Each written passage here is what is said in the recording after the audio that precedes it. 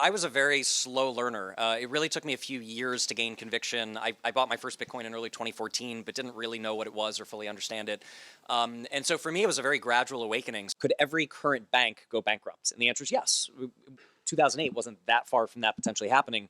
But if that happened, 5 years later, you're still going to have banks, right? If every airline company goes bankrupt, 5 years later, you're still going to have airlines because there's a fundamental value proposition there. Consumers demand banking, consumers demand air travel. And so even if existing entities die, you're going to have something that provides that service because there's demand for a unique value proposition that can't be served any other way.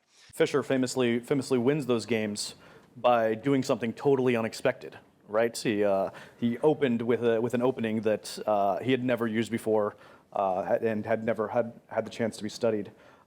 So, what are kind of things that you think are going to happen that we're going to be surprised about? What are kind of the unexpected things coming over the next maybe 3 to 5 years that we don't necessarily see coming, or are ways to kind of change the game in ways that we can't really necessarily conceive of right now?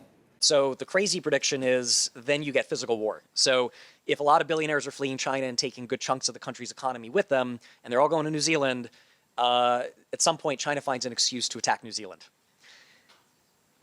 I think trying to say that will happen, it would be foolhardy, but I think it's more than 50-50 that we see that within 10 years, that we see a physical war from a country with closed borders to prevent people from escaping with permissionless cryptocurrencies. The worst way to regulate a market is to create a bunch of rules and not enforce them. It's not that I'm pro-regulation or a fan of regulation.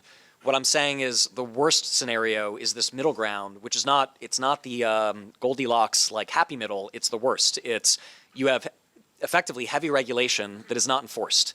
So the people who are trying to follow the regulation get outcompeted by the people who aren't, and nothing prevents them. I'm pretty optimistic that we're going to get some very simple viral killer dApps, and I think they're very likely to be things like games.